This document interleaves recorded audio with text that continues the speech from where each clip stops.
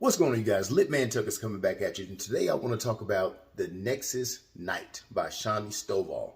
It is book 2 of the Nexus Games series, and I love it. So before I start rambling about my review, I'm going to give you the summary that's online. After 2 rounds of the Nexus game, Kellan has developed strange and powerful abilities, but if he wants any chance of winning, he needs more. When the Arbiter offers the team the challenge round for arcana and magical items, Kellan leaps at the opportunity. Separated from half his team, Kellan has to navigate a deadly maze, all while escorting a kid to the finish. When the Nexus residents gets involved, the challenge becomes more complicated. The difficulty doesn't bother Kellan, but his competitors do. Apparently, several teams are out to use the ultimate prize to enslave other dimensions, and Kellan isn't having any of it. In order to stop their plans, Kellan has to target certain players, the most dangerous of them all. So these games are grimy, man. The games are very grimy, but Kellan has like a code of honor about him. So even though he's a soldier, he's been through some stuff, and he doesn't mind blood and getting gritty, he also has some decency about him.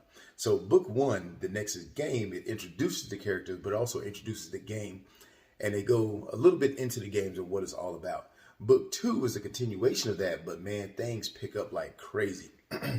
My favorite aspect of the book, I'm not going to give too much. My favorite aspect about the book is the main character, Kellan. And the thing is, whenever I compare books and stories to other books, it's not like they're copying each other, but they have shades of the other books. They have shades of these characters. And so one of the characters to me that Kellan has a little bit of shades of is a darker version. Oh man, I totally forgot. Okay, so I had to go. The book slipped my mind, but the Delvers LLC series, those 2 MCs smashed together reminds me of Kellan, the main character, just because of his demeanor, the way he acts, but also some of his powers. And so in Delvers LLC, one of them, they manipulate metal. And the other, he goes through something called the Void, where he can basically teleport. So Kellan, against the advice of Sin. So Sin is somebody who lives, where they do the Nexus games.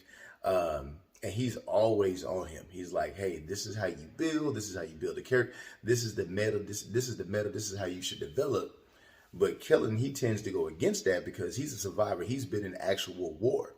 So he's getting everything that he needs. So basically the main character in the Nexus Knight, in the Nexus game, Kellan, he's a soldier, very similar to the soldier. I can't remember his name. And there was LLC, the Asian guy. And he's also similar to his friend in certain aspects where, both of them have like some dark aspects to their character, and their powers are very similar to Kellan's. And one's a medic, and he has healing powers. And so one of my favorite aspects about the book is the main character, the MC. And arcana is something that's very important, but normally you take arcana, you take it, and I believe it is normally either red or black. But like I said, Kellan, he's a stand-up guy. He be helping people out. So some people would just give him their arcana, and it's gold. It's a special kind. He's like one of the only people that has gold arcana, because people are actually volunteering it to him.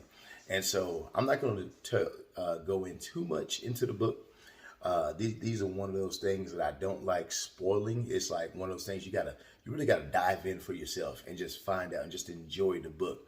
But Nexus Knight, another good one. I'm almost finished. I'm towards the end of book 2, and I'm definitely going to be checking out book 3 of this one. I want you to check it out too. If you've checked it out already, let me know what you think about it. If you haven't checked it out and you like lit RPG, some good stuff, this is definitely one that you want to get. And like I said in the first book, whenever I looked at the cover, it was probably a book that I normally wouldn't get because I sometimes I do judge a book by its cover. But I'm so glad that I was referred to it. But anyway, that's all I got, man. Let me know what you think, and I will see you on the next one.